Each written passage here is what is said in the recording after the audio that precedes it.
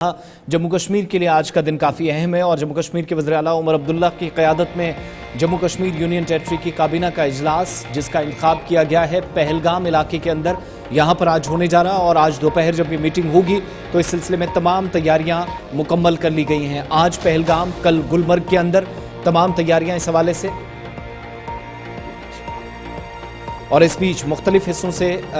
जो पहले से तैयारियां की जानी थी वो कर ली गई हैं। आज जब इजलास पहलगाम के अंदर रखा गया है तो तमाम वुज़रा, इसके अलावा एडमिनिस्ट्रेटिव सेक्रेटरीज, सीनियर अफसरान जिनको कल गुलमर्ग के अंदर तैयारियां करने के लिए कहा गया है वो ऑलरेडी तारीख तय हो चुकी है, लेकिन उससे पहले वो मकाम जहां पर 26 शहरियों की जान गई, 22 अप्रैल 2025 को एक महीने बाद इस तरीके से इजलास रखा जाएगा, शायद ही किसी ने तसव्वुर नहीं किया होगा और ये पहला ऐसा मौका होगा जब जम्मू या श्रीनगर में वज़ीर आला के रेजिडेंस से हटकर कोई मकाम चुना गया हो जहां पर इस तरीके से एक बड़ी मीटिंग या इजलास रखा गया हो। आज जब मीटिंग होगी तो ज़्यादा तवज्जो सयाहत पर हो सकती है और सयाह इस इलाके में आएँ, खूबसूरत वादियों से लुत्फ़अंदोज़ हों,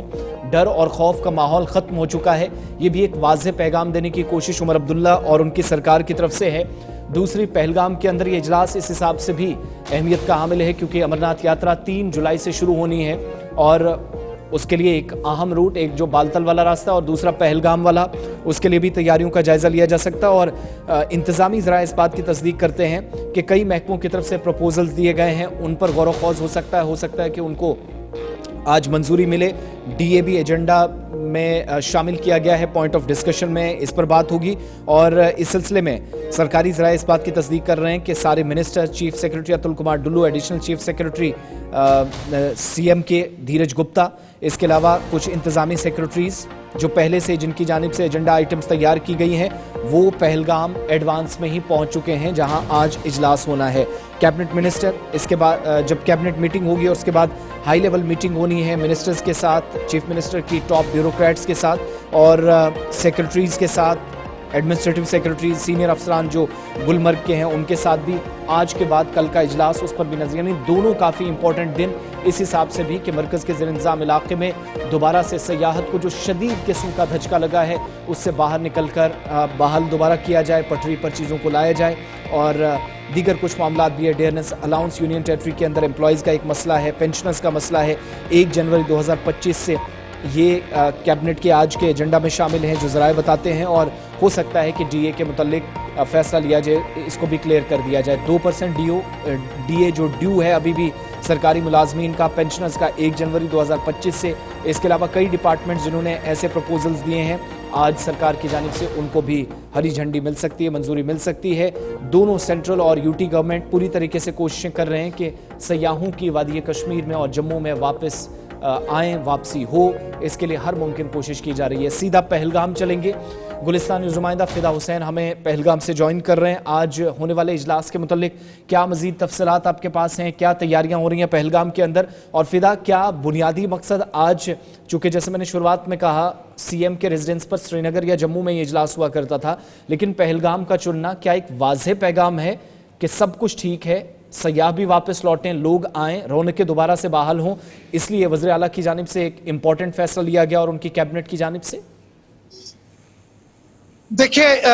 एक फिल्म है अब लौट चले, जी हाँ बिल्कुल, मुझे वो फिल्म आज याद आ रही है कि जो सैलानी है उनके लिए यही मैसेज है कि आप आइए, हम आपके इस्तकबाल के लिए तैयार है। काबीना मीटिंग है यहाँ पर, बिल्कुल पहलगाम आज सजा हुआ है काफी दिनों के बाद, जहाँ पर सन्नाटा पसरा था, लेकिन हमें बायसरन भी भूलना नहीं है। बायसरन में जहाँ निहत्ते सैलानियों पर ताबड़तोड़ गोलियां चलाकर उनको जांबाग किया गया, पूरा मुल्क उस वक्त सदमे में था और पूरे मुल्क की एक ही आवाज थी। लेकिन उसके बाद जिस तरह से जो सैलानी है या जो यहाँ के होटलियर्स है, जो यहाँ के टैक्सी स्टैंड्स है, जो यहाँ के पोनी वालास है, सबसे बड़ा झटका अगर लगा है तो वो टूरिज्म महकमा को लगा है, वो टूरिज्म को लगा है और किसी की नजर ना लगे, शायद वो नजर भी लग गई है। और यहाँ पर जहाँ पर एक कमरा भी नहीं मिलता था, अगर आप सिफारिशें भी लाते